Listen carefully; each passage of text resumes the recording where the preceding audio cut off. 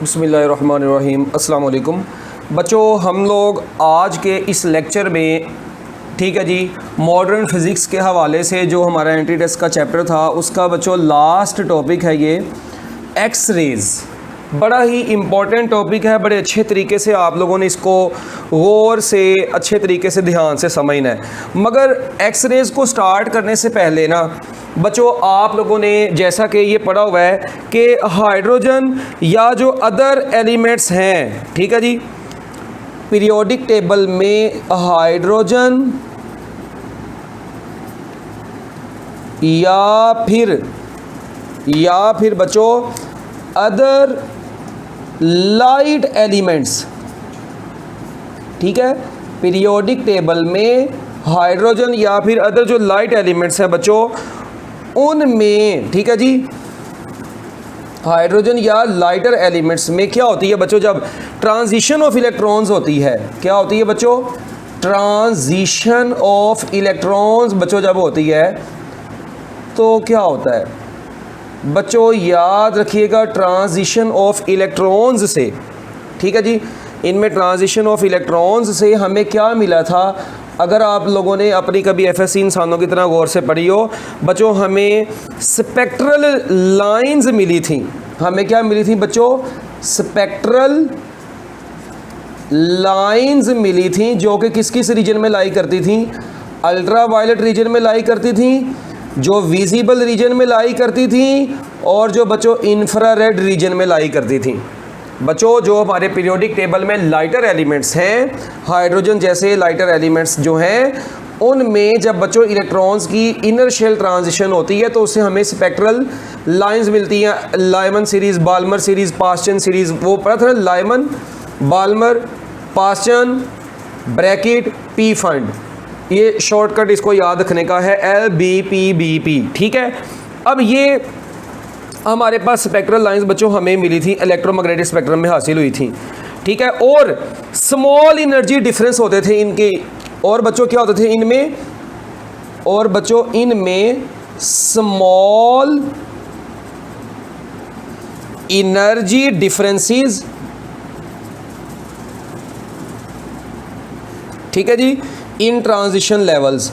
और बच्चों इनके ट्रांजिशन लेवल्स में एनर्जी जो डिफरेंस होते हैं ना बच्चों वो बहुत स्मॉल होते हैं, और वो एनर्जी डिफरेंस इतना स्मॉल होता है कि आप लोगों को पता है एक्स रेज, देखें अगर आप लोगों को याद हो ना, मैं आप लोगों को बताता हूँ ज़रा, आप लोगों ने वो पढ़ी थी जी, सबसे पहले कौन सी आती हैं, क्या नाम है, Rizwana Multan I very urgently x garden, ये मैंने आप लोगों को तरीका बताया वह याद रखने का, ठीक है जी। आर से मुराद वो रेडियो वेव्स थी, microwaves, infrared radiations, visible, ultra violet, X rays, gamma raise.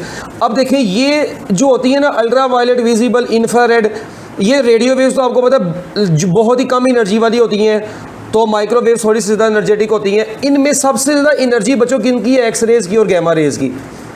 इसका मतलब है कि जो हाइड्रोजन ये जो लाइटर एलिमेंट्स हैं उनमें एनर्जी डिफरेंसेस इतने स्मॉल होते हैं कि वो इन रीजन्स में आती है, विजिबल में, इंफ्रारेड में, अल्ट्रा वायलेट में, मगर वो एक्स रेज या गैमा रेज प्रोड्यूस नहीं करवाते। इसका मतलब ये हुआ बच्चों कि जो लाइटर एलिमेंट्स हैं हाइड्रोजन वगैरह, they can not produce X rays because their energy difference is very small. ओ भाई ठीक है, मगर अल्ट्रा वायलेट से ऊपर बच्चों फ्रीक्वेंसी बढ़ जाती है फोटॉन्स की, और उनकी एनर्जी जो होती है ना बच्चों, एनर्जी डिफरेंस भी उनके क्या होते हैं, वो बहुत बढ़ जाते हैं।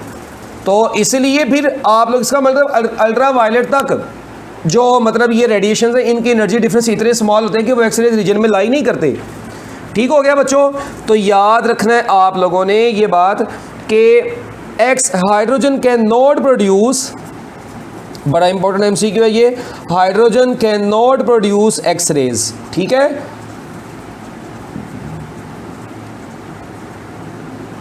तो बच्चों हाइड्रोजन जो है ये एक्स रेज को प्रोड्यूस नहीं करवा सकती, hydrogen can not produce X rays.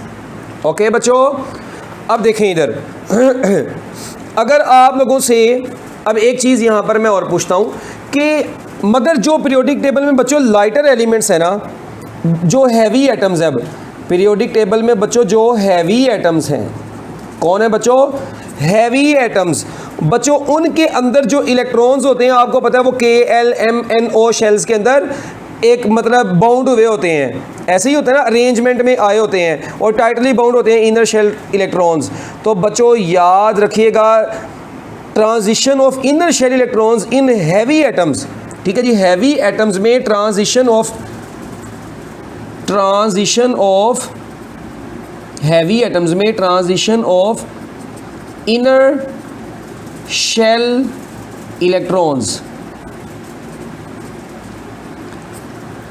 बच्चों हैवी एटम्स में जब इलेक्ट्रॉन्स की इनर शेल ट्रांजिशन होती है ना, तो बच्चों आप लोगों ने याद रखना है तब हाई एनर्जी फोटॉन्स, ठीक है जी, तब हैवी एटम्स में से हाई एनर्जी फोटॉन्स रिलीज होते हैं, हैवी एटम्स में से हाई एनर्जी फोटॉन्स रिलीज होते हैं और उन हाई एनर्जी फोटॉन्स को हम लोगों ने किसका नाम दिया हुआ है, एक्स रेज का नाम दिया हुआ है।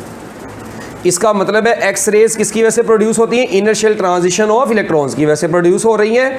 तो बच्चों ये एक्स रेज अब प्रोड्यूस हुई हैं, तो याद रखना इसका मतलब है जब भी आप लोगों ने एक्स रेज को प्रोड्यूस करवाना है तो बच्चों एक्स रेज की प्रोडक्शन के लिए कौन से एटम्स का होना ज़रूरी है, हैवी एटम्स का। ऐसे हैवी एटम्स जिनके इनर शेल ट्रांजिशन इलेक्ट्रॉन्स हो तो उनके एनर्जी डिफरेंसेस इतने हो कि वो एक्स रेज की एनर्जी जितने फोटॉन्स को प्रोड्यूस करवा सके, क्योंकि X rays are highly energetic rays और एक्स रेज के बाद सबसे ज़्यादा एनर्जेटिक कौन सी है, गैमा रेज है। Okay, but we are dealing with X rays only in this lecture. अच्छा अब बच्चों आगे देखते हैं।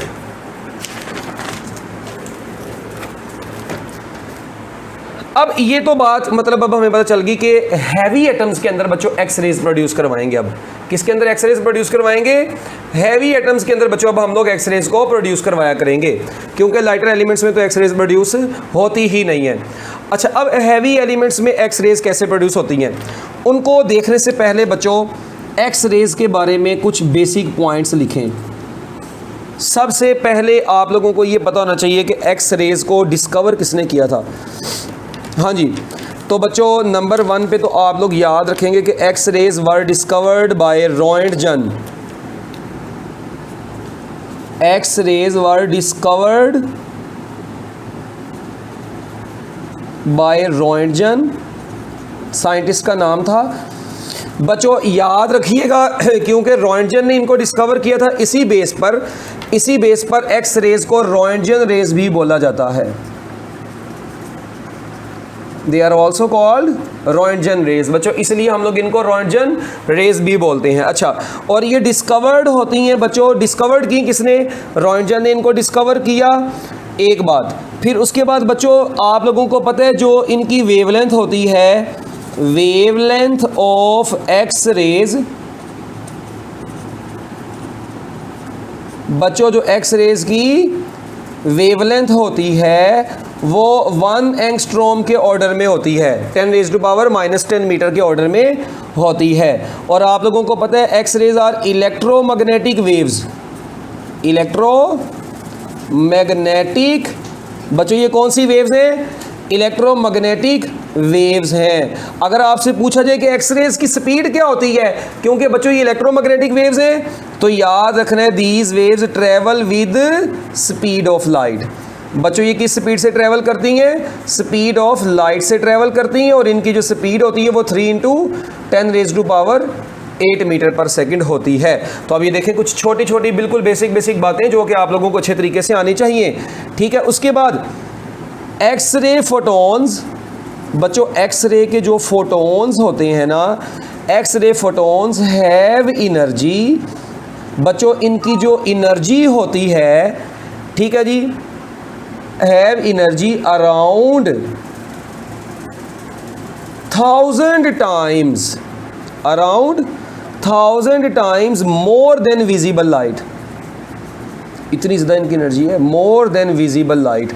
बच्चों विजिबल लाइट से 1000 गुना ज़्यादा इनकी एनर्जी होती है, ये भी आप लोगों को पता होना चाहिए, ठीक है। छोटा सा पॉइंट है जो कि आप लोगों को आना चाहिए। उसके बाद बच्चों आप लोगों ने लिखना है when fast moving when fast moving electrons having energy of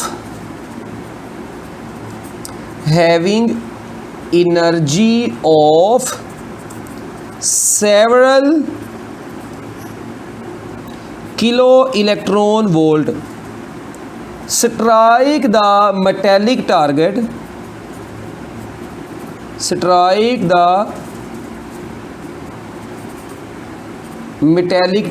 जब किसी मेटेलिक टारगेट से बच्चों ये स्ट्राइक करते हैं, strike the metallic target, then X rays are produced. तो बच्चों तब एक्स रेज प्रोड्यूस होती हैं। ये एक्स रेज को प्रोड्यूस करवाने का एक बेसिक फिनोमिना है। क्या होता है बच्चों? फास्ट मूविंग इलेक्ट्रॉन्स होंगे, बहुत फास्ट मूविंग इलेक्ट्रॉन्स, और वो बच्चों और उनकी एनर्जी किस में होगी? सेवरल किलो इलेक्ट्रॉन वोल्ट में होगी। वो जाके किसी मेटेलिक टारगेट से टकराएंगे, जब वो जाके टकराएंगे तो वहाँ पर क्या प्रोड्यूस होंगी? एक्स रेज प्रोड्यूस होंगी।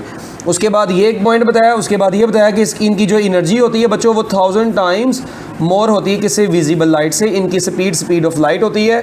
ये नेचर में इलेक्ट्रोमैग्नेटिक है, इनकी वेवलेंथ इस ऑर्डर में होती है। रॉयंटजन ने इनको डिस्कवर किया था।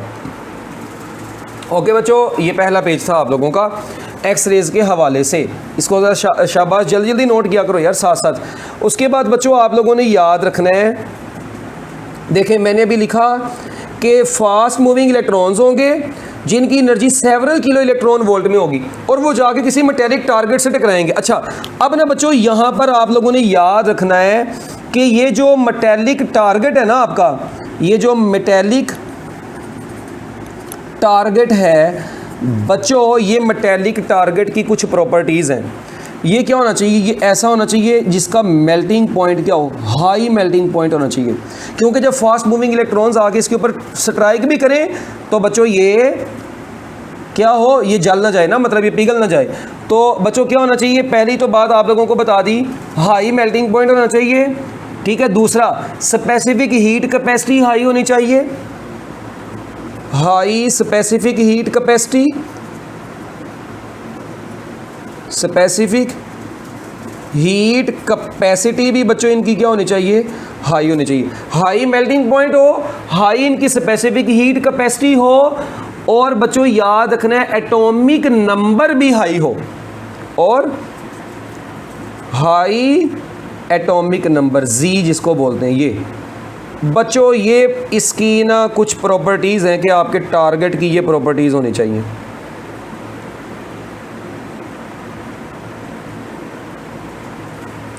क्या क्या होना चाहिए बच्चों? हाई मेल्टिंग पॉइंट होना चाहिए, स्पेसिफिक हीट कैपेसिटी हाई होनी चाहिए, और हाई एटॉमिक नंबर हो, ठीक है। ये टारगेट मटेरियल की प्रॉपर्टीज़ हैं, ये आप लोगों को एंट्री टेस्ट में आ सकती हैं, मतलब वो पूछ सकता है।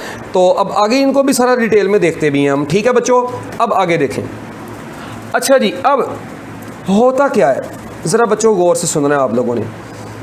एक फिनोमिना ऐसा होता है, देखें ये आप लोगों को पता है, ये सपोज करते हैं ये न्यूक्लियस है, इधर ये के शेल है, एल एम एन ओ, ये नहीं, के एल एम एन ओ। बच्चों ये मैंने आप लोगों के सामने बनाए हैं, ठीक है, K L M N O, okay. अच्छा, अब आप लोगों ने इसमें से ना जो चीज़ मुझे बतानी है वो क्या है?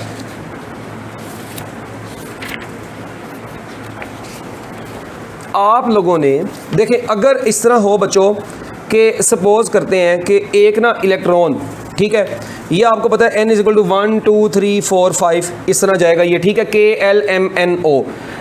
अब ना होता कि ये एक हैवी एटम है बच्चों, ये एक हैवी एटम का ये न्यूक्लियस है, और उसके ये बच्चों मैंने शेल्स आपको शो कर दिए हैं। सपोज करते हैं किसी भी तरीके से के शेल में एक होल बन गया, वो कैसे बना अभी उससे मैं अभी उसकी तरफ नहीं जा रहा। लेट वी से के शेल में एक होल बना बच्चों, इस के शेल में एक होल बना। इस के शेल में इस कमी को पूरा करने के लिए अगर इलेक्ट्रॉन एल से भी आ सकता है इसमें, इलेक्ट्रॉन एम से भी आ सकता है इसमें, और बच्चों इलेक्ट्रॉन एन से भी आ सकता है इसमें। पहले अगर के शेल में किसी तरीके से वैकेंसी बन जाए, होल बन जाए, उसकी कमी को पूरा करने के लिए इलेक्ट्रॉन K से भी आ सकता है, तो L से भी आ सकता है, M से भी आ सकता है, L से भी आ सकता है, M से भी आ सकता है, N से भी आ सकता है K में। याद रखना है बच्चों, जब इलेक्ट्रॉन L शेल से K में आएगा तो बच्चों वो जो रेडिएशंस रिलीज करेगा वो टारगेट एटम्स है ना, हैवी एटम है ना, तो एक्सरेज तो प्रोड्यूस होगी इनर शेल ट्रांजिशन से, मगर उस एक्सरे का नाम क्या होगा, इसे बोलेंगे एक्सरे के अल्फा। बच्चों इसका नाम क्या होगा, के अल्फा। और जो M से K में आते वक्त प्रोड्यूस होगी उनका नाम होगा के बीटा। और जो N से K में आते वक्त रिलीज होगी रेडिएशंस उनको जो एक्सरेज का नाम दिया जाएगा के बीटा एक्सरेज का नाम दिया जाएगा।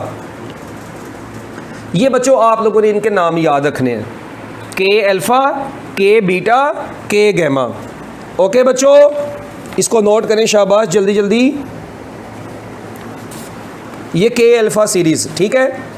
अब इसके बाद इसका मतलब ये हुआ कि एच एफ के अल्फा किसके बराबर होगा, ई एल माइनस ई के, ऐसे ही होगा ना। एल से के में आते वक्त कौन सी सीरीज़ बनी है, के अल्फा सीरीज़। और बच्चों एच एफ के साथ अगर के बीटा आएगा, के बीटा का मतलब है इलेक्ट्रॉन अब एम से के में आया है, आया के में ही, इसलिए के तो लाजमी आएगा। ओके, अच्छा, उसके बाद अगर बच्चों इलेक्ट्रॉन यहाँ पर एच एफ के गैमा लिखा है, इसका मतलब है इलेक्ट्रॉन एन से के में आया है। बस ये 3 बनते हैं।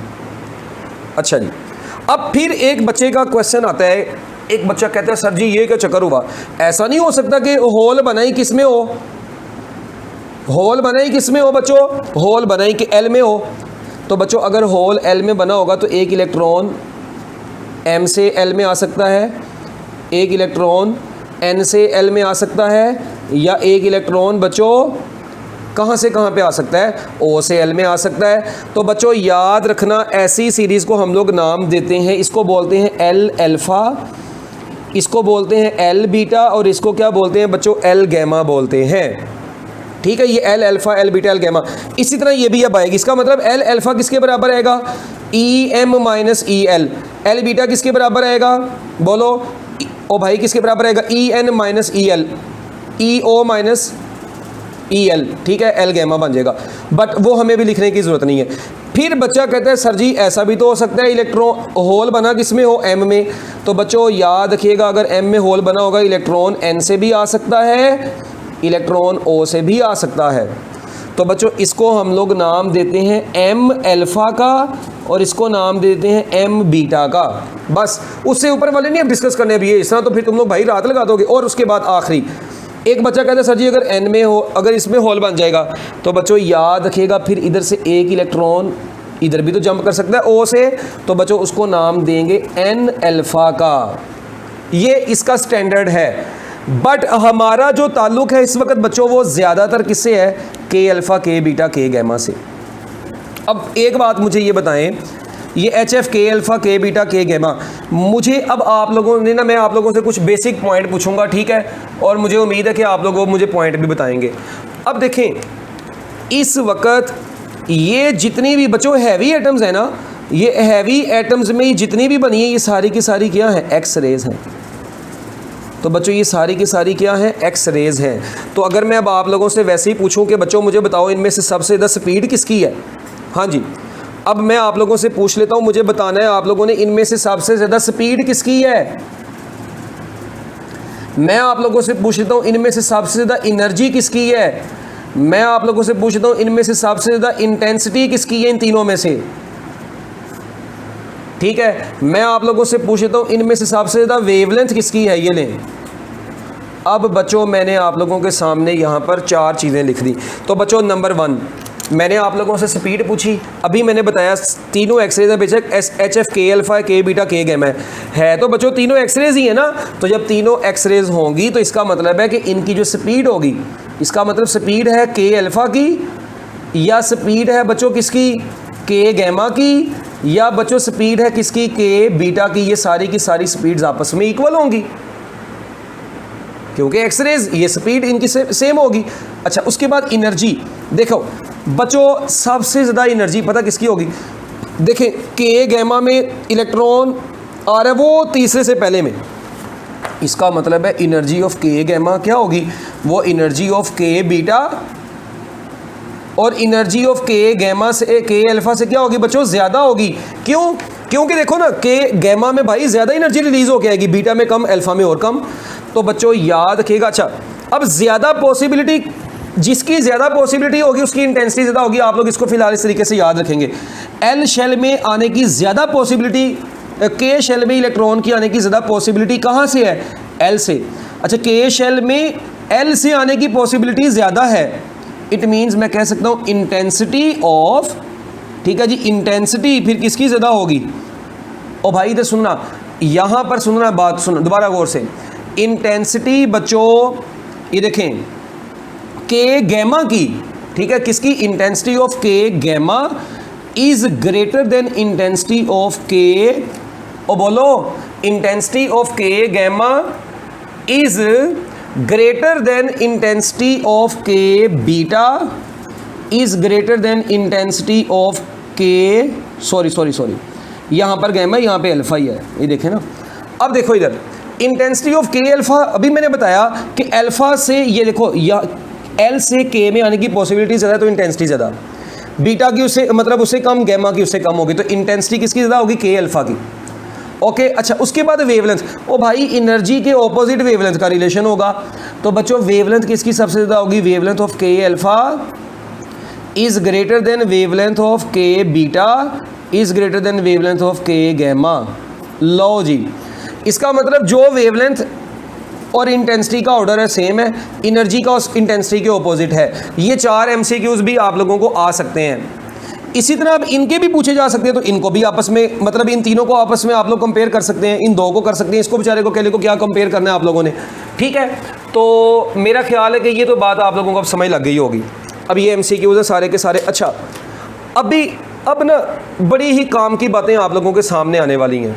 ये देखें, अब होता पता क्या है, एक्स रेज की प्रोडक्शन कैसे होती है, कैसे एक्स रेज प्रोड्यूस हो जाती हैं बच्चों, एक्स रेज की प्रोडक्शन का क्या फिनोमिना है, वो अब हम लोग पढ़ने जा रहे हैं, ठीक है। बड़े ही गौर से आप लोगों ने बड़े ध्यान से अच्छे तरीके से बच्चों सुनना है, ठीक है। पहले ना एक बात आप लोग याद रखने, उधर बेशक लिखा है कि एक्स रेज के ऊपर ना, X rays are electrically neutral, ये लाइन कहीं पर लिखने ये लाइन लिखें बच्चों, X rays are electrically neutral, कुछ पॉइंट रह गए थे, X rays are electrically neutral, बच्चों ये इलेक्ट्रिकली न्यूट्रल होती हैं, ठीक है। नो इफेक्ट ऑफ इलेक्ट्रिक और मैग्नेटिक फील्ड्स, बच्चों इनके ऊपर इलेक्ट्रिक या मैग्नेटिक फील्ड्स का कोई इफेक्ट नहीं होगा। There is no effect of, they travel along straight path, बच्चों ये स्ट्रेट पाथ में ट्रेवल करती हैं। ये किस पाथ में ट्रेवल करती हैं इनकी, बच्चों ये स्ट्रेट पाथ में ट्रेवल करती हैं, ठीक है। उसके बाद याद रखना, they can ionize the gas, बच्चों ये they can ionize the gas, बच्चों ये किसी गैस को आयोनाइज कर सकती हैं, ओके।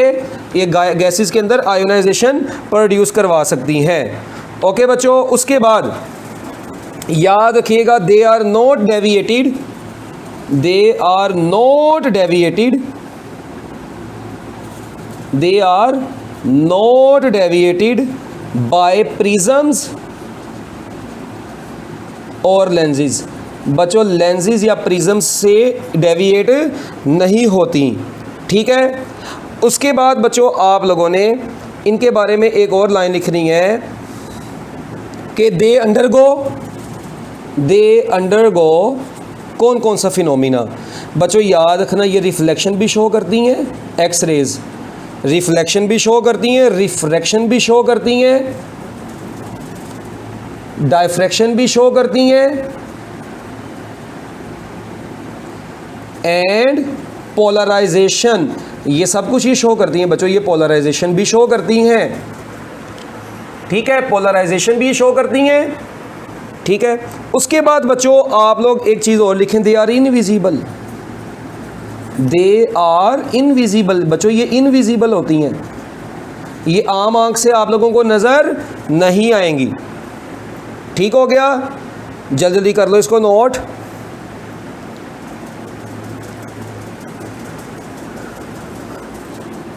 उसके बाद दे इफ़ेक्ट, बच्चों ये इफ़ेक्ट करती है किसके ऊपर? फोटोग्राफिक प्लेट्स के ऊपर। बच्चों ये फोटोग्राफिक प्लेट्स के ऊपर भी क्या करती हैं? इफ़ेक्ट करती हैं। ओके, उसके बाद दे, बड़े important line, they do not pass through heavy metals and bones. ये उनमें एब्जॉर्ब हो जाती हैं, हैवी मेटल्स एंड बोन्स। ये बच्चों उनमें क्या हो जाती हैं? एब्जॉर्ब हो जाती हैं। ठीक है,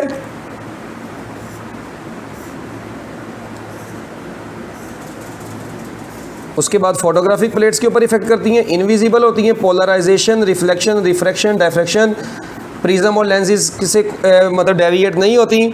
ठीक है, आयोनाइज कर देती हैं किसी भी गैस को, स्ट्रेट पाथ में ट्रैवल करती हैं, effect of electric and magnetic field नहीं होता, इलेक्ट्रिकली न्यूट्रल होती हैं। लो जी बच्चों, एक ये भी पेज आप लोगों को आना चाहिए। ये सारे के सारे इसके पॉइंट्स हैं और ये अच्छे तरीके से आप लोगों को आने चाहिए। अच्छा, अब ना हम लोग चलते हैं जो असल चीज़ है ना, जो मतलब बच्चों को बहुत ज़्यादा तंग करती है एक्सरेज़ के बारे में, वो क्या है बच्चों? ज़रा आप लोगों ने बड़े ही गौर से, अच्छे तरीके से, ध्यान से ना इसको समझना है। बच्चों इधर सुने ज़रा, मैं आप लोगों के सामने एक ट्यूब बना रहा हूँ। ठीक है बच्चों, अच्छा ये देखें ज़रा,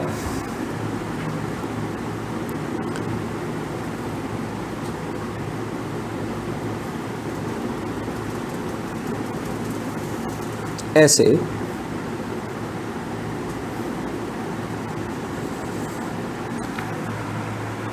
अच्छा जी बच्चों, ये एक ना मतलब कह लें कि आप लोग इवैक्यूएटेड ग्लास ट्यूब है। ठीक है, हमने इस ट्यूब के अंदर एक्स रेज को प्रोड्यूस करवाना है। अच्छा, यहाँ पर इस साइड पर बच्चों क्या लगा हुआ है? ये लगा हुआ है आपका टारगेट। ठीक है जी, टंगस्टन डिस्क होती है, यूजली ये टंगस्टन का लिया जाता है बच्चों। किसका लिया जाता है? यूजली ये टंगस्टन का लिया जाता है। ठीक है, ये इधर लगा हुआ है ऐसे। अब होता क्या है बच्चों, इधर साथ में, इधर इस साइड पर हम लोगों ने बच्चों क्या लगाए होते हैं? यहाँ पर ना कूलिंग ऑयल यूज़ किया जाता है। ठीक है, वो कूलिंग ऑयल इसलिए यूज़ करते हैं ताकि ये टारगेट है ना, जो जब ये टारगेट बहुत ज़्यादा हीट अप हो जाए तो इसके जलने का ना खतरा हो, तो इसलिए।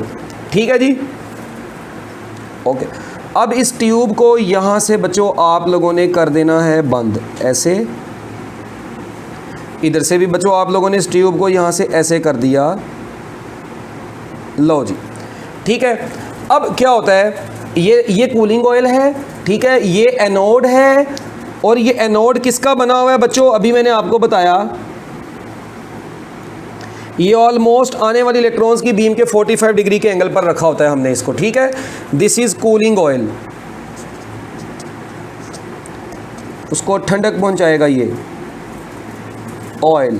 ठीक हो गया जी, ओके। अब देखें इधर, ये है टंगस्टन। ये क्या है बच्चों? टंगस्टन का टारगेट है, जिसको हम लोग क्या बोल देंगे? एनोड बोल देंगे। ओके। अब क्या होगा, यहां पर बच्चों इस साइड पर आप लोगों के पास एक इलेक्ट्रॉन गन है। ठीक है बच्चों, इस गन के अंदर यहां पर इधर एक फिलामेंट लगा हुआ है ऐसे। ठीक है, और इस फिलामेंट को हम लोगों ने बाहर से ऐसे एक सप्लाई दी हुई है, ये एक फिलामेंट लगा हुआ है। ठीक है बच्चों जी, इधर। अच्छा, अब इधर साथ ही साथ बच्चों यहाँ पर क्या लगा हुआ है? एक कैथोड लगा हुआ है ये। ठीक है जी, ये कैथोड है actually, this is cathode and this is anode. एक एनोड है और एक बच्चों क्या है? कैथोड है, ये टंगस्टन डिस्क है। ठीक है, अच्छा। अब आप लोग देखें, इस एनोड और कैथोड के दरमियान में ना बच्चों हमारी बुक वाले ने क्या किया हुआ है, ज़रा देखना बच्चों। इस कैथोड, ये एक्चुअली ये कैथोड है पूरा, ये पूरा कैथोड है। ठीक है ना, जिसके अंदर फिलामेंट भी मौजूद है। इस कैथोड और एनोड के दरमियान में, ये देखना ज़रा बच्चों, इस कैथोड और एनोड के दरमियान में उसने क्या काम किया हुआ है? अगर आप लोग अपनी टेक्स्ट बुक्स पर गौर करें, उसने यहाँ पर ऐसे ये लिखा हुआ, ये हाई वोल्टेज, और ये हाई वोल्टेज किस किस के दरमियान में, बिटवीन एनोड एंड कैथोड। ये बात याद रखना, हाई वोल्टेज दिया है, ऑल्टरनेटिंग वोल्टेज किसको दिया है, एनोड और कैथोड के दरमियान में। ठीक हो गया बच्चों। अच्छा जी, उसके बाद यहाँ पर आप लोग अगर थोड़ा सा गौर करेंगे तो आपको नज़र आएगा, इधर उसने चर्सी ने ऐसे बड़ा लो वोल्टेज दिया हुआ, ये दिस इज़ लो वोल्टेज, और ये लो वोल्टेज किसको दिया है, फिलामेंट को दिया है। अच्छा, ऐसे ही है ना, फिलामेंट को दिया है। अब देखें, इसका मतलब ये हाई पोटेंशियल डिफरेंस और लो वोल्टेज, पहले तो इनका फंक्शन सुन लेना, क्या काम करेंगे ये दोनों। एक मरतबा बताऊंगा, दोबारा नहीं बताऊंगा। ये लो वोल्टेज दिया इस फिलामेंट को, एफ, ये फिलामेंट है इसके अंदर लगा हुआ फिलामेंट, क्योंकि फिलामेंट का काम है इलेक्ट्रॉन्स को रिलीज करवाना, मतलब फिलामेंट का काम है हीट अप होना। ये लो वोल्टेज के ऊपर भी जब हीट अप हो जाएगा तो ये आगे से जब फिलामेंट हीट अप हो जाएगा तो वो कैथोड के अंदर से इलेक्ट्रॉन्स को रिलीज करवाएगा, और इस तरीके से बच्चों यहाँ से very large number of electrons release होना शुरू हो जाएंगे। ये इलेक्ट्रॉन्स रिलीज होके टारगेट की तरफ जा रहे हैं ऐसे। दोबारा सुन लें, फिलामेंट का काम था हीट अप होना, फिलामेंट हीट अप हुआ, उसने कैथोड को हीट अप किया, indirectly heated cathode, cathode heat up हुआ तो बच्चों कैथोड के अंदर से इलेक्ट्रॉन्स उसे निकालना शुरू कर दिए। अब इन इलेक्ट्रॉन्स की तादाद आपने बढ़ानी हो बच्चों, तो आपको फिलामेंट का करंट बढ़ाना पड़ेगा। फिलामेंट का करंट जितना ज़्यादा होगा उसकी हीटिंग इफेक्ट उतना ज़्यादा होगा, वो कैथोड के अंदर से उतने ज़्यादा इलेक्ट्रॉन्स को निकलवाएगा। इट मीन्स फिलामेंट का जो करंट होगा बच्चों वो इसके अंदर से निकलने वाले नंबर ऑफ इलेक्ट्रॉन्स को कंट्रोल करेगा। बच्चों मेरी बात सुनना, बड़ी गौर से बता रहा हूं, नंबर ऑफ इलेक्ट्रॉन्स इससे उतने ज्यादा निकलेंगे, ठीक है, एक्स रेज, ओ भाई नंबर ऑफ इलेक्ट्रॉन्स उतने ज्यादा निकलेंगे ना जितने फिलामेंट का करंट आप लोग बढ़ाते जाएंगे। उसके बाद दूसरी साइड पर अगर आप लोग ये वाला वोल्टेज है, ये कैथोड और एनोड के दरमियान में जो वोल्टेज है बच्चों, ये इनको पोटेंशियल डिफरेंस एक्सेलरेट करवा रहा है, इनको एक्सेलरेट करवाना है। तो बच्चों एक्सेलरेट, इनको बहुत स्पीड में इनको आगे भेजना है। तो बच्चों याद रखिएगा, फिर एनोड और कैथोड के दरमियान वाला जो वोल्टेज है, ठीक है, वो इनकी काइनेटिक एनर्जी को बढ़ाता है, इनकी तादाद को नहीं बढ़ाता, तादाद को बढ़ाएगा फिलामेंट का करंट। इनकी एनर्जी को, इनकी काइनेटिक एनर्जी को, जो स्ट्राइकिंग इलेक्ट्रॉन्स जाके स्ट्राइक करेंगे, इनकी काइनेटिक एनर्जी को बढ़ाने के लिए हमें हाई वोल्टेज देना पड़ता है। अच्छा अब देखें बच्चों, ये जो इलेक्ट्रॉन्स है ना इस वक्त, इनकी several kilo electron volt energy है, और वो किलो इलेक्ट्रॉन वोल्ट एनर्जी कहाँ से आ रही है, ये एनोड और कैथोड के दरमियान में जो हमने हाई पोटेंशियल डिफरेंस दिया हुआ है। अब बच्चों होता क्या है, अब जरा सुनना, ये है आपका टारगेट मटेरियल। ओ भाई सुनना, अब असल काम आने लगा है बच्चों। इस टारगेट मटेरियल के ऊपर जब ये इलेक्ट्रॉन्स जाते हैं ना बच्चों, very high energetic electrons, several kilo electron volt energy वाले इलेक्ट्रॉन्स बच्चों जब जाकर ये टकराते हैं ना इस टारगेट से, तो बच्चों दो काम होते हैं। नंबर वन, इस टारगेट के, अब देखें ये टारगेट है ना, मैं ये टारगेट यहाँ पर शो करता हूँ ऐसे,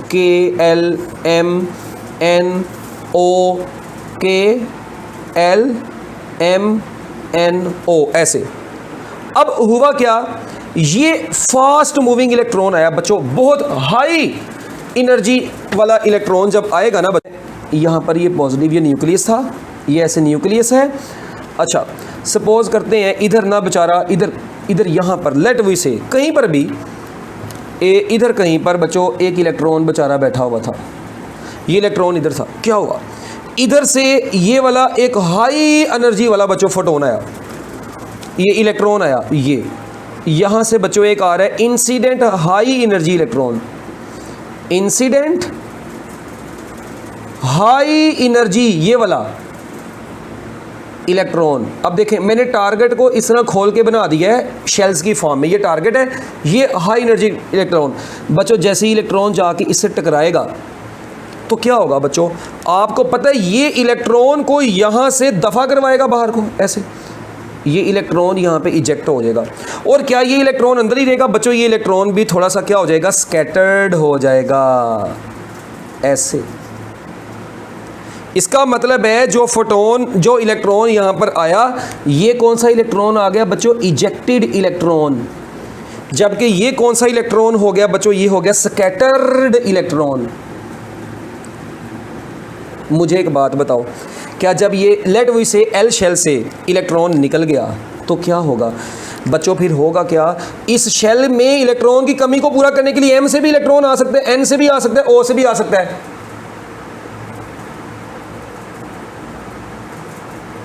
अच्छा, तो अब जब ये मतलब इलेक्ट्रॉन्स आ सकता है एल में, एम से भी, एन से भी, ओ से भी, तो बच्चों जब मुझे बताओ जब वो इलेक्ट्रॉन अपनी ट्रांजिशन करेंगे तो उस दौरान, उनकी ट्रांजिशन के दौरान बच्चों जो रेडिएशंस रिलीज़ करेंगे, क्योंकि ये हैवी एटम्स में इनर शेल ट्रांजिशन हो रही है, तो बच्चों वो जो रेडिएशंस रिलीज़ करेंगे वो एक्स रेज कहलाएंगी। और ऐसी एक्स रेज जो जंपिंग के दौरान आप लोगों को यहाँ पर हासिल हो रही है, इलेक्ट्रॉन एक शेल से दूसरे शेल में आते वक्त जो रेडिएशंस रिलीज़ कर रहे हैं बच्चों, हम लोग ऐसी एक्स रेज को क्या बोलते हैं? कैरेक्टरिस्टिक एक्स रेज बोलते हैं। बच्चों हम लोग ऐसी एक्स रेज को क्या बोलते हैं? कैरेक्टरिस्टिक एक्स रेज बोलते हैं। इसका मतलब है due to inner shell transition of electrons, due to inner shell transition of electrons in heavy atoms. बच्चों हैवी एटम्स में inner shell transition of electrons की वजह से क्या प्रोड्यूस होती हैं? Characteristic X rays are produced. तो बच्चों याद रखिएगा इसमें कौन सी एक्स रेज प्रोड्यूस हो रही है? Characteristic X rays are produced due to inner shell transition of electrons. Characteristic, इनको कैरेक्टरिस्टिक इसलिए बोलते हैं क्योंकि ये क्योंकि बच्चों ये स्पेसिफिक वेवलेंथ वाली होंगी। देखो ना, ई आप लोगों ने पढ़ा EHF K alpha, EHF K beta, उनकी स्पेसिफिक एनर्जी है, स्पेसिफिक फ्रीक्वेंसी है। यस, तो याद रखिएगा कैरेक्टरिस्टिक एक्स रेज बच्चों कौन सी होती हैं? और बोलो, कैरेक्टरिस्टिक एक्स रेज बच्चों स्पेसिफिक एनर्जी वाली, स्पेसिफिक फ्रीक्वेंसी वाली, स्पेसिफिक वेवलेंथ वाली, स्पेसिफिक इंटेंसिटी वाली होती हैं, इसलिए इनको कैरेक्टरिस्टिक बोलते हैं। और भाई याद हो जाएगी ये बात। ओके, अब उसके बाद बच्चों अब दूसरे तरफ, मतलब एक तो ये हो गया, एक और भी तरीका है। ये फास्ट मूविंग इलेक्ट्रॉन आ रहे हैं, मुझे एक बात बताएं, जब ये बहुत ज़्यादा एनर्जी वाले इलेक्ट्रॉन आके इस टारगेट से टकरा रहे हैं तो टारगेट के अंदर जो फंक्शन इन्होंने करवाया उसकी वजह से कैरेक्टरिस्टिक एक्स रेज आ गई। मगर बच्चों एक बात याद रखना, जब ये इनकमिंग इलेक्ट्रॉन आ रहा है, जब ये इस शेल, अब ये शेल के भी तो इलेक्ट्रॉन्स हैं ना, वो इलेक्ट्रॉन्स इसको रिपेल भी तो कर रहे हैं। भाई देखें, क्या इनके जो शेल्स हैं, मुझे बताओ, इनके शेल्स के अंदर इलेक्ट्रॉन्स नहीं है? क्या वो बाहर से आने वाले इलेक्ट्रॉन को रोकेंगे? नहीं रोकेंगे। मगर आपके इंसिडेंट इलेक्ट्रॉन की एनर्जी इतनी हाई है कि वो इनकी रिपल्शन को ओवरकम करके मटेरियल के अंदर से गुजर रहे हैं, और वो मटेरियल इनको लगातार इस इलेक्ट्रॉन को रिटार्ड कर रहा है, उसको रोक रहा है, उसके रास्ते में रुकावट बना रहा है, उसको रिपेल कर रहा है, रिटार्डेशन क्रिएट हो रहा है इस इलेक्ट्रॉन का। इसका मतलब ये fast moving highly energetic electron जब जाके इस टारगेट से टकराता है, ये स्लोज डाउन हो जाता है, ये इलेक्ट्रॉन स्लो डाउन होगा। इधर सुन रहा हो, जब ये यहाँ से जा रहा है kinetic energy, constant kinetic energy से जा रहा है। आप लोगों को पता है इस वक्त इसकी जो काइनेटिक एनर्जी होगी ना, इन इलेक्ट्रॉन्स की जो काइनेटिक एनर्जी होगी, वो कोई बच्चा बता सकता है क्या होगी? कोई नहीं बताएगा। देखें, काइनेटिक एनर्जी बच्चों होगी EV। आप लोगों को पता है इसी काइनेटिक एनर्जी को मैं HF max भी लिख सकता हूँ, HF max is equal to EV। और भाई लिख सकता हूँ। तो बच्चों अब मुझे ये बताओ, यहाँ से आप लोगों को पता है इसको मैं ऐसे भी लिख सकता हूँ, HC/λ minimum is equal to EV। और बच्चों मैं यहाँ से लिख सकता हूँ λ minimum is equal to HC/EV। तो इसका मतलब है मिनिमम वेवलेंथ आप लोगों ने अगर कैलकुलेट करनी है इन, ठीक है, और भाई minimum wavelength of X rays calculate करनी है, तो जो पोटेंशियल डिफरेंस दिया हुआ है वो HC/E पुट करो, आप लोगों के पास मिनिमम वेवलेंथ आ जाएगी। तो अब ना, अब यहाँ पर जो और फ्रीक्वेंसी अगर F max निकालें तो EV/H कर दो, तो आप लोगों के पास F max भी आ जाएगा, इसमें कोई परेशानी वाली बात नहीं है। अच्छा, अब जब ये इलेक्ट्रॉन था ना बच्चों, सुनना कॉन्सेप्ट है ये, जब ये फास्ट मूविंग इलेक्ट्रॉन था कांस्टेंट काइनेटिक एनर्जी के साथ मूव कर रहा था। मुझे बताओ, जब एक चार्ज यूनिफॉर्म वेलोसिटी से मूव कर रहा होता है, उसके गिर्द बच्चों सिर्फ और सिर्फ इलेक्ट्रिक मैग्नेटिक फील्ड होती है और कांस्टेंट मैग्नेटिक फील्ड होती है, चेंजिंग नहीं होती। जैसे ही ये इलेक्ट्रॉन आके इसको हिट करेगा, स्लोज डाउन हो गया। तो बच्चों देखें, जब अभी मैं आपको बता रहा हूँ कि जब यहाँ से इलेक्ट्रॉन्स निकल रहे हैं ना बच्चों, उन इलेक्ट्रॉन्स की एनर्जी जो है वो बहुत ज़्यादा है और वो कांस्टेंट काइनेटिक एनर्जी इस वक्त उनकी एक पर्टिकुलर काइनेटिक एनर्जी से वो आ रहे हैं। वो काइनेटिक एनर्जी किस चीज़ पर डिपेंड करती है? अप्लाइड पोटेंशियल डिफरेंस पर डिपेंड करती है। अब ये पोटेंशियल डिफरेंस और चार्ज का प्रोडक्ट है काइनेटिक एनर्जी। आपको पता है यहाँ से हमने लैम्डा मिनिमम निकाल लिया था। अब जो मैं बताने लगा हूँ वो आपने गौर से सुनना है एक बार दोबारा। जब ये इलेक्ट्रॉन यहाँ पर ऐसे मूव कर रहे हैं ना बच्चों, इस वक्त ये अभी एक्सेलरेटेड नहीं है, कांस्टेंट काइनेटिक एनर्जी से आ रहा है, अभी एक्सेलरेटेड नहीं है। जैसे ही वो आगे से टकराएगा, इस टारगेट से टकराने के बाद इलेक्ट्रॉन स्लो डाउन होगा। जब इलेक्ट्रॉन इस टारगेट से टकराने के बाद बच्चों स्लोज डाउन हो जाता है, रिटार्डेशन जब उसमें आ जाता है, तो बच्चों उसकी वजह से ये चार्ज एक्सेलरेटेड हो जाएगा। और आप लोगों ने पढ़ा हुआ एक्सेलरेटेड चार्ज के गिर्द इलेक्ट्रोमैग्नेटिक वेव्स होती हैं और वो इस वक्त जो इलेक्ट्रोमैग्नेटिक वेव्स ये इलेक्ट्रॉन जनरेट करवाएगा वो एक्सरेज ही होंगे और उन एक्सरेज को हम लोग क्या बोलते हैं? कंटिन्यूस एक्सरेज बोलते हैं। सिर्फ दो बातें बताने लगा, गौर सुन लो। जब इलेक्ट्रॉन आके टकराता है, स्लो डाउन होता है, इसके अंदर डीसेलरेशन आता है। उस डीसेलरेशन की वजह से जो एक्सरेज प्रोड्यूस होंगी, these X rays are called continuous X rays. और जब ये इलेक्ट्रॉन आगे से टकरा रहे हैं, इस टारगेट के अंदर इलेक्ट्रॉन्स की इनिशियल ट्रांजिशन से जो एक्सरेज प्रोड्यूस होंगी, these are called characteristic X rays. बस that is the major difference between continuous and characteristic X rays. तो बच्चों अब देखें, आप लोगों ने याद जो अब रखना है यहां पर वो क्या है, जरा सुनना गौर से। पहले इसको ना एक मरतबा देख लें ताकि मैं इसको ना फिर अगला पेज कर दूंगा तो फिर आप लोगों को परेशानी ना हो।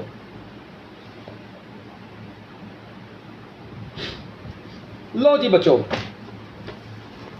इसका मतलब ये हुआ कि जो आप लोगों की अब कैरेक्टरिस्टिक एक्सरेज हैं और कंटिन्यूस एक्सरेज, अब उन दोनों में मेन फर्क क्या आया बच्चों? जो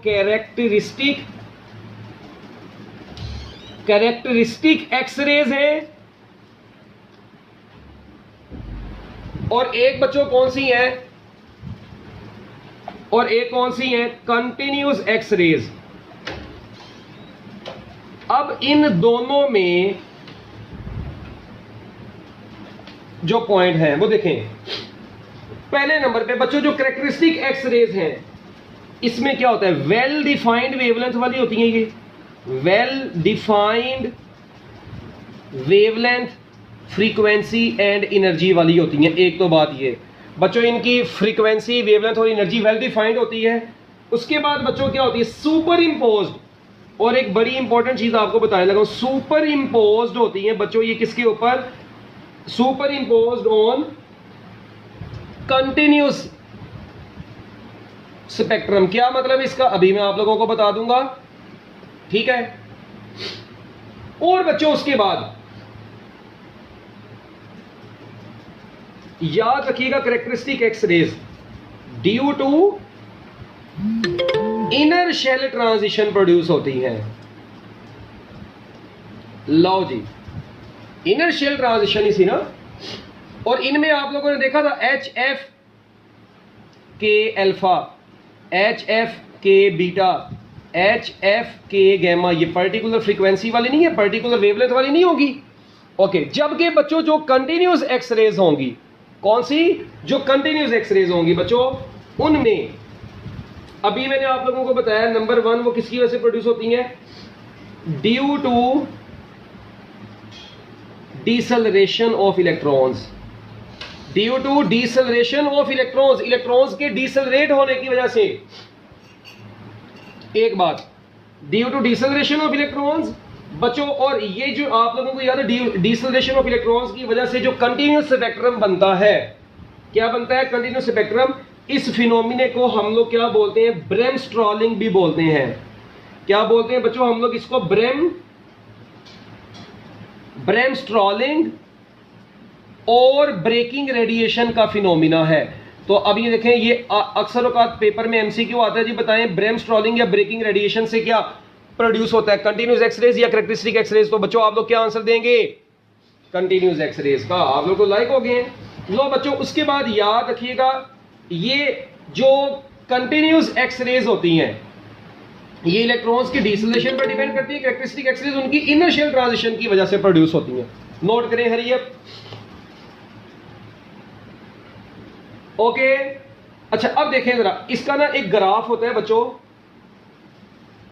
वो ग्राफ कैसा होता है ये देखें। होता कुछ इस तरीके से है कि यहां पर बच्चों इंटेंसिटी होती है वाई एक्सिस पर, और एक्स एक्सिस पर हम लोग ले लेते हैं वेवलेंथ। ठीक है,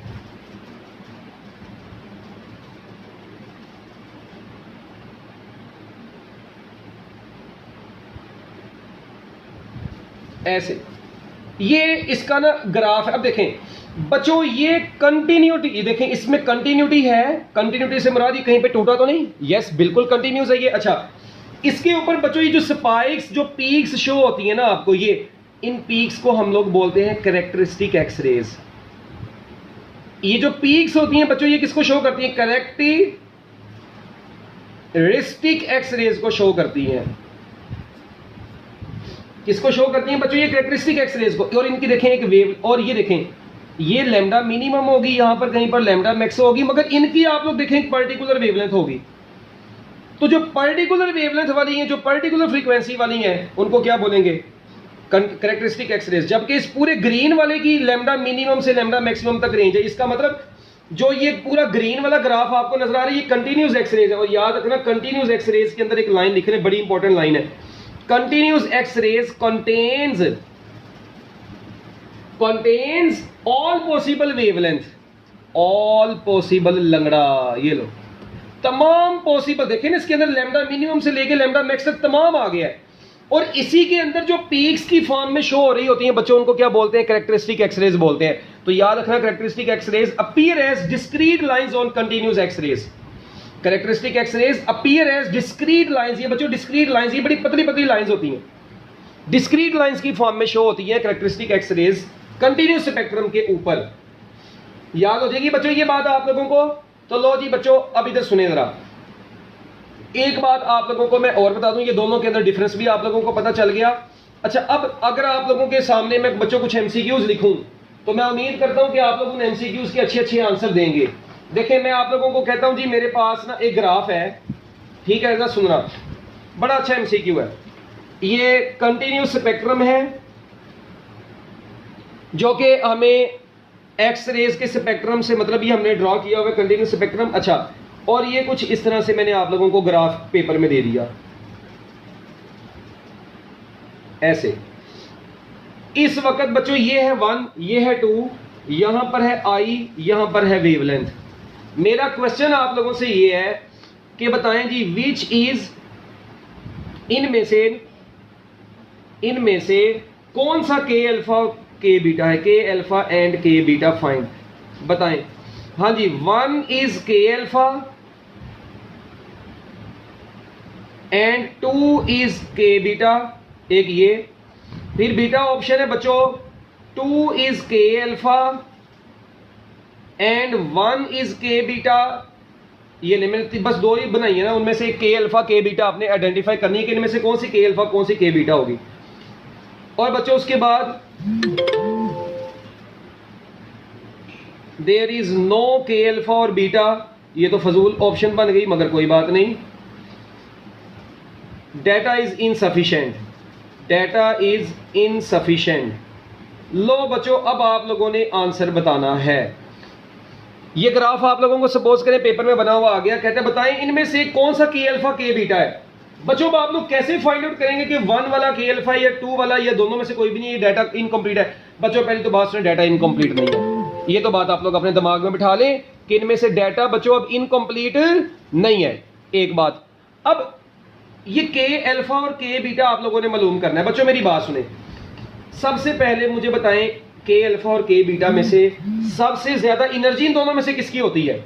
हाँ जी, हर छीदे मीदे को पता है कि बच्चों energy of K beta is greater then energy of K alpha होती है। एक बात। अच्छा, तो बच्चों फिर वेवलेंथ किसकी ज्यादा होगी? Wavelength of K alpha will be greater than wavelength of K beta, क्योंकि एनर्जी का वेवलेंथ के साथ क्या रिलेशन है, इनवर्स रिलेशन है। इसका मतलब वेवलेंथ ज्यादा किसकी है इस वक्त, 2 वाले की वेवलेंथ। आप लोग अगर गौर करें बच्चों, 2 वाले की वेवलेंथ इधर आएगी, 1 वाले की इधर आएगी। इसका मतलब वेवलेंथ इस वक्त लैम्डा 2 जो है बच्चों वो लैम्डा 1 से बड़ी है। एक्चुअली अगर आप लोग देखें तो लैम्डा 2 फिर क्या बनेगा बच्चों, बोलो। इसका मतलब है कि 2 इज के अल्फा एंड, और फिर बच्चों 1 क्या होगा, 1 इज के बीटा। तो बच्चों 1 वाली जो होगी वो के बीटा होगी। So this is your final answer, 2 is K alpha and 1 is के बीटा। ओके बच्चों, कोई भी मुश्किल चीज नहीं थी इसमें। चलो एक और एमसीक्यू इससे रिलेटेड करते हैं। देखें, अगर मैं आप लोगों को इसी से रिलेटेड बच्चों एक और एमसीक्यू देते हैं। ये देखें, एक और एमसीक्यू दिया मैंने अब आप लोगों को, मगर अब वो थोड़ा सा उसको चेंज कर दिया। ये देखो जरा, मैं आप लोगों को कहता हूं जी यही है इंटेंसिटी वेवलेंथ ग्राफ। ऐसे ये लो, this is intensity, this is लंगड़ा,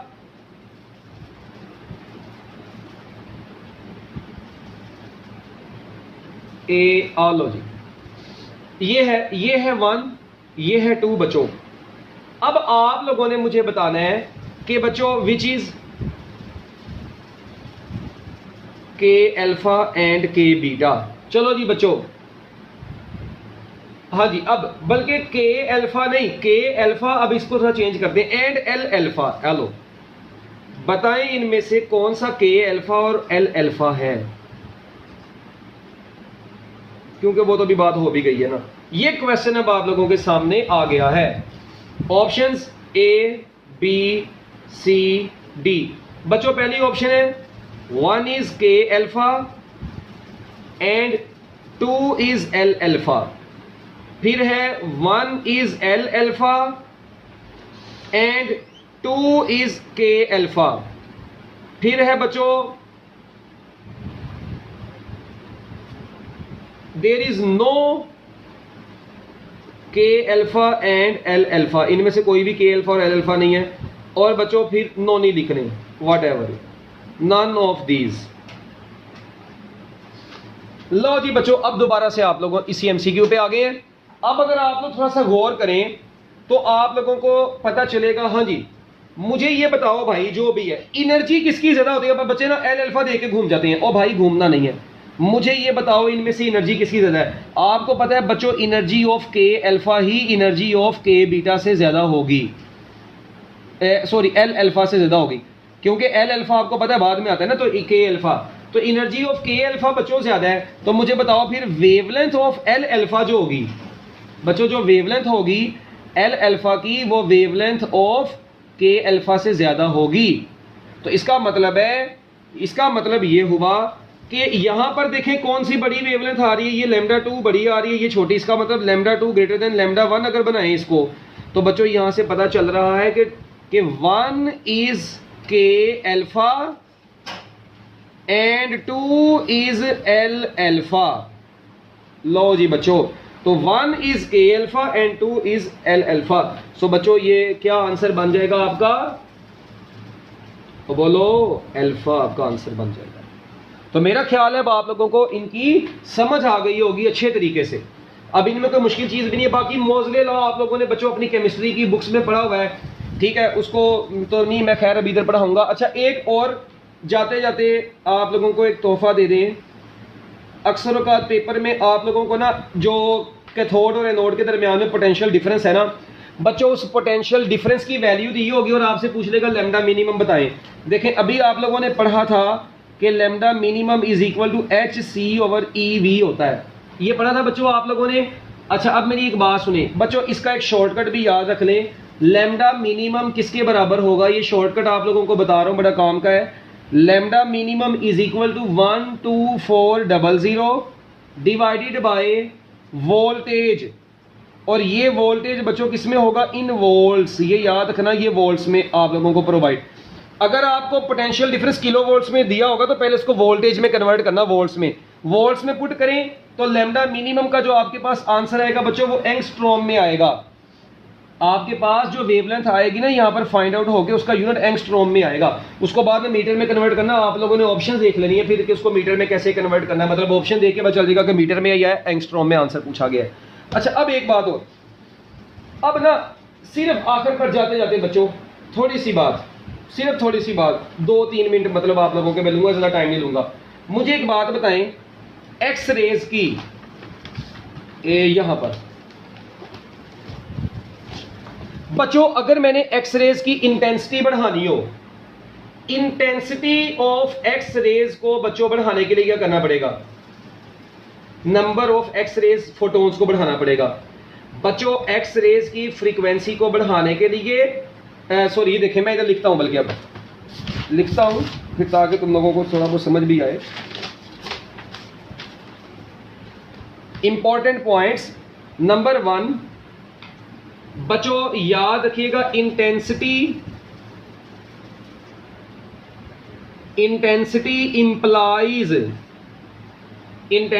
implies number of X ray photons, number of X ray photons, number of X ray photons. Intensity किसको डिस्क्राइब करेगी? Number of X ray photons को describe करेगी। From the target, from target, जो target से number of X rays release होंगी, ठीक है, वो जितनी ज्यादा होंगी उनकी इंटेंसिटी उतनी ही ज्यादा होगी। एक पॉइंट ये हो गया। उसके बाद बच्चों दूसरा पॉइंट आप लोगों ने क्या लिखना है? Intensity of X rays, intensity of X rays, बच्चों एक्स रेज की इंटेंसिटी कैन बी इंक्रीज्ड। कैसे इंक्रीज की जा सकती है? आपको मैं शुरू में भी बता गया था, can be increased by increasing the filament current, by increasing the filament current. बच्चों फिलामेंट का करंट जितना ज्यादा होगा, देखें क्यों?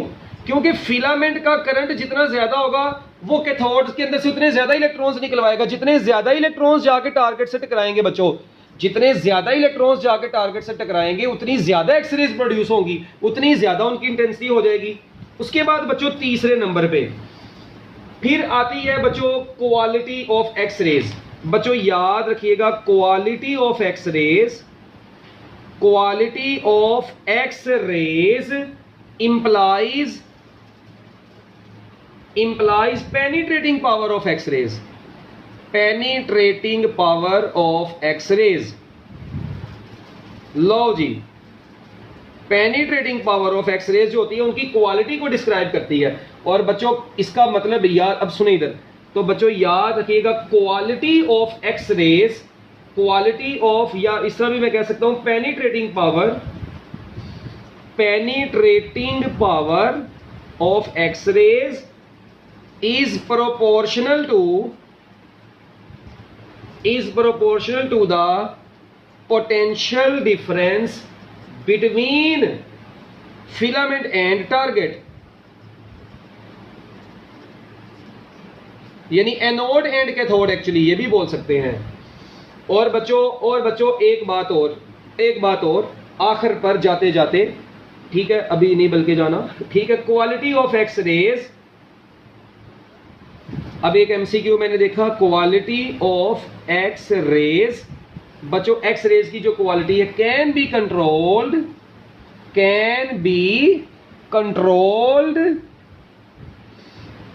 बाय, हाँ जी, can be controlled by varying the potential difference, by varying potential difference between anode and cathode.